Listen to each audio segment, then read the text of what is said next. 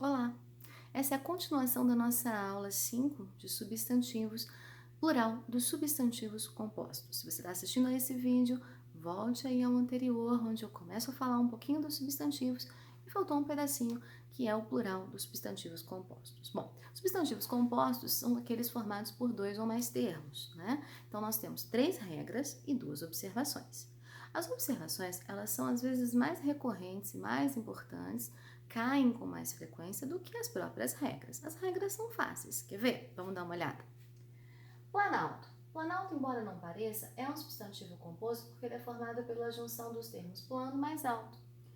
E aí, como não tem hífen, como não tem espaço, como eles são substantivos compostos formados aparentemente por um único termo, eles fazem plural como se fosse um substantivo simples. Então, por exemplo, um substantivo simples que terminava em vogal, você colocava S, carro, carros, planalto, planaltos. Ok? Vai, vem. Vai, vem. É igual armazém. Armazém, armazéns. Vai, vem. Vai, vens. Pontapé, que também é junto. Pontapés. Então, assim, não tem hífen, não tem espaço, faz plural, como se fosse um substantivo simples. Ok? Prof, e quando são palavras muito parecidas ou idênticas? Amores, quando são palavras muito parecidas ou idênticas, só o último termo vai para o plural. Então, vamos dar uma olhadinha aqui comigo, peraí. Olha só. Reco, reco. Reco, recos. Palavras formadas por termos parecidos ou idênticos, apenas o último vai para o plural. Tico, tico, tico, ticos. Ping, pong, ping, pongs, ok?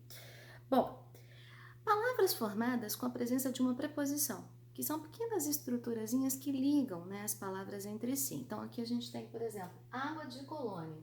Tem a preposição de, tá vendo? Quando a palavra for formada por preposição, apenas o primeiro termo vai para o plural. Então, águas de colônia. Mula sem cabeça. Mulas sem cabeça. Tranquilo? Então, a gente tem, na verdade, a presença de 3 regras. Não tem hífen, não tem espaço, faz plural como se fosse simples. Muito parecidas ou idênticas, somente o último. Apareceu uma preposição formando a palavra, só o primeiro. Essas são as 3 regras. E as observações, prof? Bom, as observações nós temos aqui duas situações. Eu coloquei aqui guarda-roupa e guarda civil.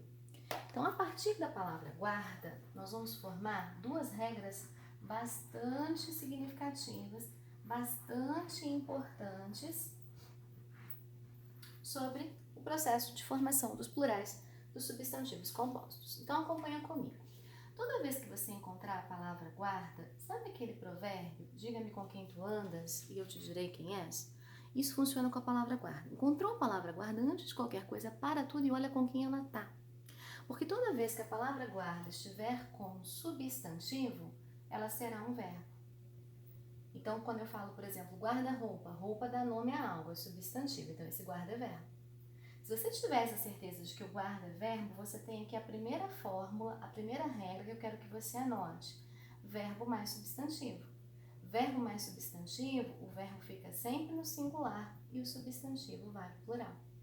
Então, quando houver a formação verbo mais substantivo, o verbo permanece no singular e o substantivo assume o plural. Guarda-roupa, guarda-roupas.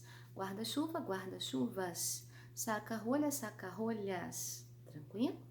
Prof, mas por que eu não posso só memorizar essa regrinha? Porque o guarda nem sempre é verbo, amor. Às vezes pode acontecer de a palavra guarda estar andando não com substantivo, mas a palavra guarda está andando agora com um adjetivo. Toda vez que a palavra guarda estiver andando com um adjetivo, diga-me com quem tu andas, eu te direi quem és. Aí, se ela estiver andando com adjetivo, ela é substantivo. Aí você tem uma outra fórmula, substantivo mais adjetivo. Como funciona isso? Ambos vão para o plural. Então, observe o exemplo, guarda civil, ele não tem civil, ele é civil. Né? Então, se ele é civil, está lá no início da nossa outra parte do substantivo, ele tem, ele é, para eu saber se é substantivo ou adjetivo. Civil é um adjetivo. Se o guarda está andando com adjetivo, então, opa, ele é substantivo. Então, eu tenho essa fórmula, substantivo mais adjetivo. Ambos vão para o plural, guardas civis, guardas florestais, guardas municipais. Cuidado com guarda-costa, hein? Costa dá nome a algo, é substantivo. Se é substantivo, guarda é verbo. E se é verbo, não vai para o plural.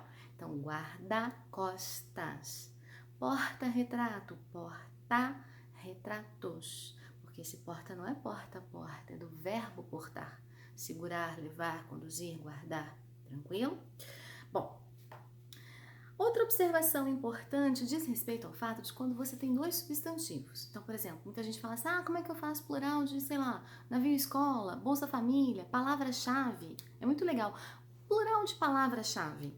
Palavras-chaves. Não, chave. Palavras-chaves. Depois se enrola porque não sabe a regra. Então, para eu te contar como funciona esse plural, eu vou te contar uma historinha. Eu imagino que os gramáticos, quando eles se reuniram para formar as gramáticas, as regras, um deles falou assim, como é que a gente faz isso aqui? Tem dois substantivos, como é que a gente faz? Aí um falou, dois substantivos, substantivo pode ir pro plural, vamos pôr os dois, o que vocês acham? Por você tudo bem, por você tranquilo, beleza, fechou, formou. Puseram os dois. Passado um tempo, eles se encontraram novamente para rever algumas regras, e aí um falou, velho, sabe aquele negócio lá, substantivo, a gente por dois, tá dando ruim aquilo, vamos mudar? O que vocês acham? Porque eu tava pensando lá em casa, um peixe-espada. Ele não é ao mesmo tempo um peixe e uma espada. Uma banana-maçã, não é ao mesmo tempo uma banana e uma maçã. Tô achando besteira colocar os dois no plural. Vamos pôr só o primeiro? O que vocês acham? Por mim tudo bem. Fechou, por mim tudo bem. Aí nessa hora, você que está estudando para o seu concurso, falou assim, caraca, e agora, como que eu vou fazer para guardar isso daí? Você vai fazer o seguinte, as duas possibilidades são corretas, tá? Uma cai mais que a outra, mas as duas estão corretas. Então, o que a gente precisa saber nesse momento?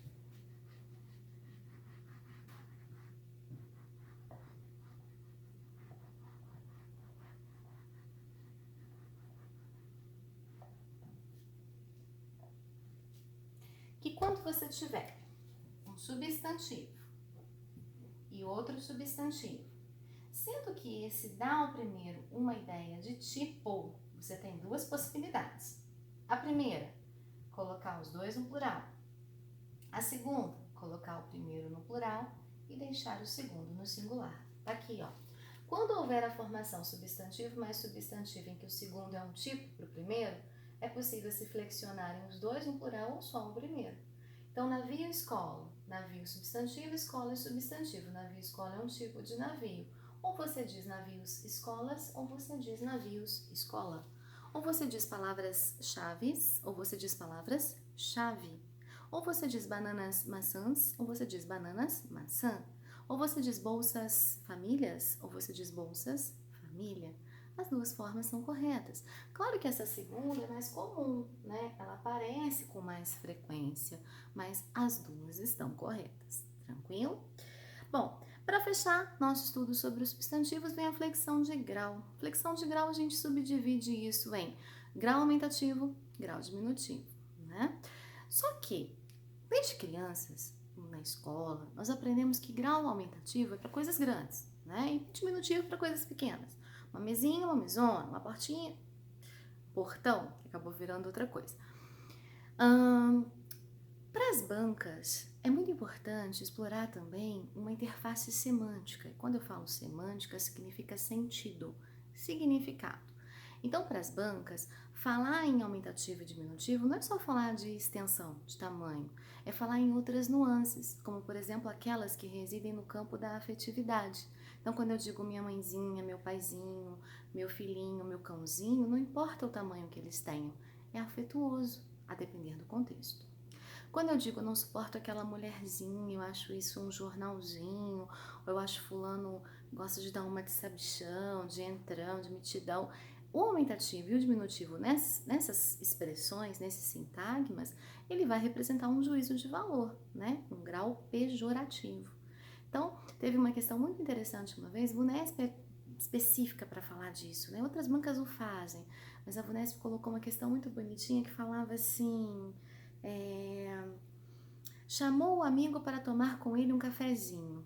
Aí ele perguntava, o sufixo de diminutivo na palavra cafezinho indica afeto, extensão, pejoratividade? E aí, por estar numa frase que falava de amigo, era muito comum as pessoas marcarem afeto. Só que o afeto é pelo amigo. E a palavra grifada era cafezinho. E você não tinha um afeto pelo café, meu cafezinho, meu cafezinho não é isso. É um cafezinho porque é um café servido em pequena quantidade. Então era tamanho, era extensão. Então, assim, uma questão que pegou muita gente na época, tá? Então, quando a gente fala em flexão de grau, existem os graus aumentativo e diminutivo e eles se constroem de forma sintética e analítica.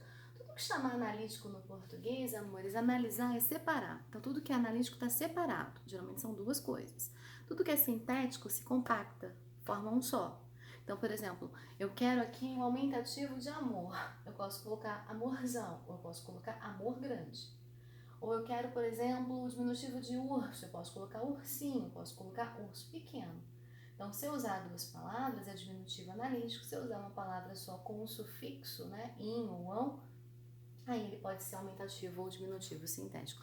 Em geral, essa divisão de analítico e sintético, ela praticamente não aparece, né, mas é importante que você saiba. Então, nós precisamos aqui, né, fazer essa divisãozinha de substantivos em aula 5, né, barra 5B, né, para que a gente conseguisse terminar todo o conteúdo.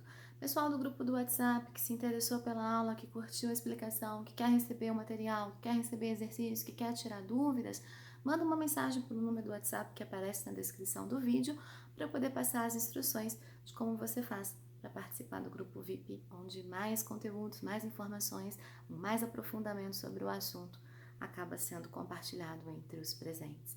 Muito obrigada pela presença de vocês.